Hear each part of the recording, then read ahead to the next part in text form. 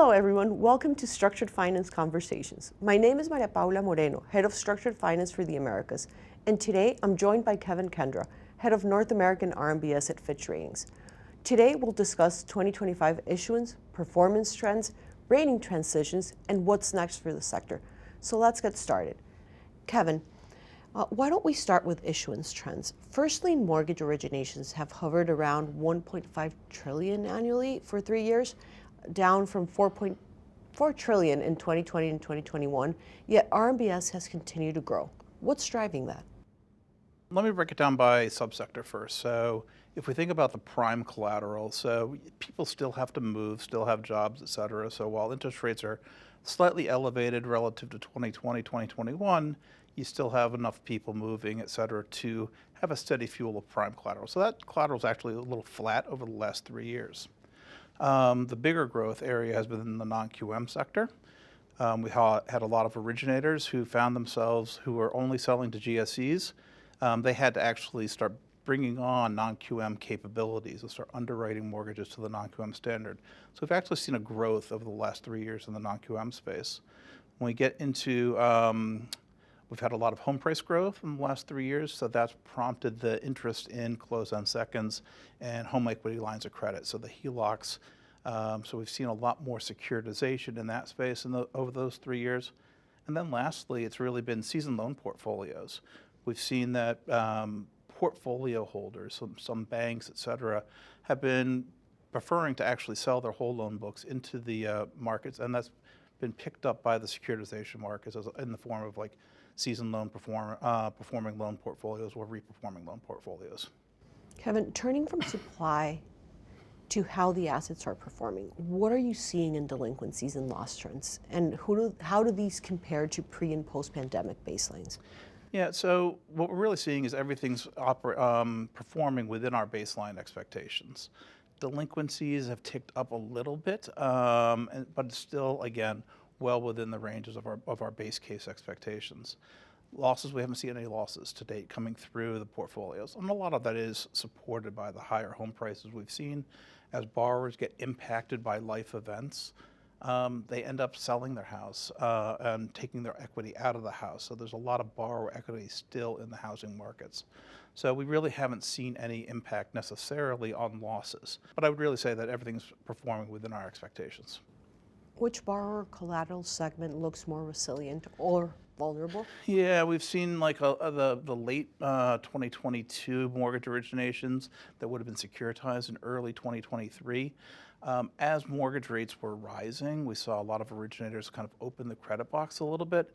So you're seeing some slight underperformance from that vintage, but it's really still, our credit enhancement levels were going up at the same period of time. So it was really kind of within what we would expect. So given these performance trends, let's talk about how ratings have performed. Rating transitions have been largely positive year over year. What's driving that? Well, a lot of it has been, we've seen a slowdown of the prepayments. And so that actually is slightly neutral, I would say. You're not seeing a fast repayment of the notes. But with that, you've had the high home price appreciation. That's kind of increased borrower equity in the markets, and that's lowered our future loss expectations on portfolios.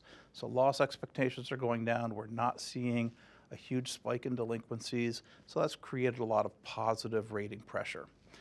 So I think that we'll continue to see upgrades outpace downgrades for the most part across the sector. So turning to new developments, you recently released a revised U.S. RMBS criteria. Can you walk us through any other key elements of the analysis that are changing and how the proposed framework allows Fitch more flexibility to address the innovations that we're seeing in the market? Sure. I'd lump the changes into two general categories. One's going to be the analytical framework changes. The other are the releasing of some of our surveillance tolerance rating caps and tolerances. Let's start with the analytical framework.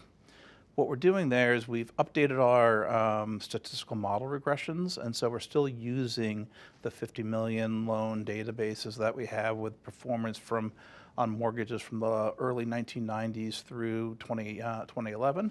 So we have the full spectrum of kind of loans through the financial crisis. We have performance data on all of that. So our regressions are more informed on that because of that performance. We also see that we've replaced that with what we call now an origination PD regression model. So we're estimating lifetime defaults based off of the attributes of the loan at origination.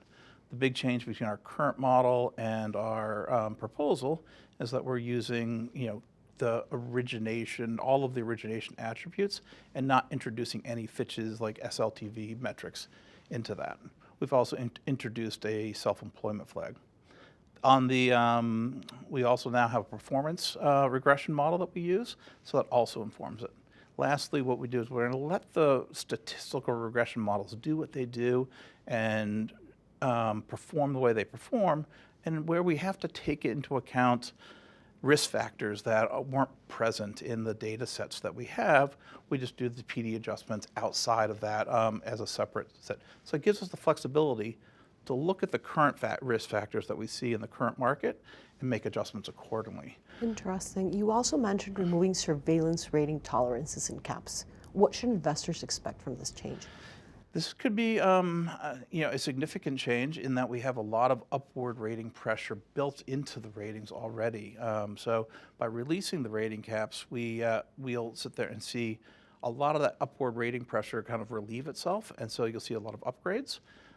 We just recently produced a webinar on this and with some attached transition slides. So I'd encourage listeners to really go look for the webinar, download the slides on the transitions, and they can see the detailed transition matrices there.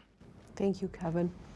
Fintech underwriting standards. They were commonly used by unsecured consumer lenders, and now we're seeing them creep into the mortgage markets. What changes in the manufacturing process do we expect to see given this change? Yeah, this is going to be one of the bigger challenges, is looking at the operational risk changes that we see coming through the market. They really kind of started off in the HELOC space with Figure Financial, coming through and pushing through a lot of things that streamline the process. And a lot of times when you're assuming 100% loss severity, you can kind of analytically understand how that will go. We think those will actually filter into the first lien part of the market. You're going to see things like different originators, how they use Plaid as a technology platform to verify income, et cetera. It's not always going to be a one-to-one kind of standard. Different originators will implement Plaid in different ways. So you have to stay diligent about looking at how the origination practices work. Lastly, we're going to see things like the Vantage Score 4.0. So we see that coming through, alternative credit scores. How are we going to address that in our analytical process? So you see differences in how the FHFA is mandating the GSEs use that on pricing, et cetera, but how will that actually impact credit? So that's going to be something that's on our roadmap for 2026. Thank you, Kevin. Lastly, what are we seeing on the private credit landscape for RMBS? Big question. Yeah, private credit is the buzzword, but we do see a lot of interest. Right now, we do know that life insurance companies over the past 2 years have been doubling their exposure to residential real estate. So there is a lot of insurance company interest in that. And so when we talk about quote, quote, private credit, I would say we're seeing interest in private securitizations of certain asset classes. Manufactured housing might be one of them. That we're also seeing things like interest in feeder funds and using RMBS, putting RMBS assets into the feeder fund, using that technology for insurance companies to actually gain access to those credits. The last area on the investor side that I think would be something to note is that we've long since had interest from European investors, and so we see in the RMBS space, you'll see the European risk retention requirements. We're starting to get inquiries from financial institutions in the APAC space now. So we're really seeing an expanding of the RMBS investor base across the board. Thank you, Kevin. Let's close with a forward look. What is Fitch's outlook for U.S. housing market and RMBS into 2026? So on the housing market, we think the home prices will continue to slow. We've actually revised our home price outlook. It was going to be up 4%, so we revised that down to around 1.5% to 3%. But we think that that's probably the right thing. We still see an overvaluation market nationally, so we're looking at slowing real home prices.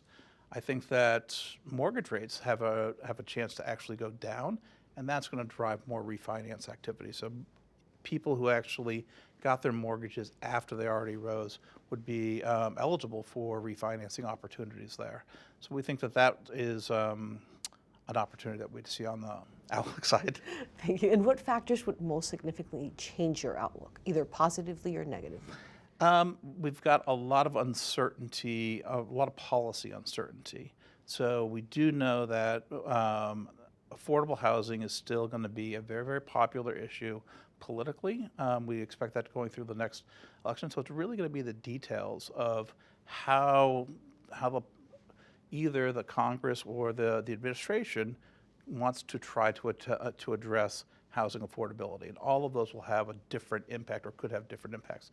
And of course, we also have the overhanging promise of GSE reform, and what is that going to look like? We just need to see some details. Kevin, thank you very much for your insights today.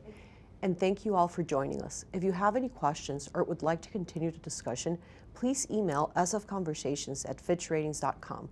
We'll also include a QR code that links to this address. Thanks for watching.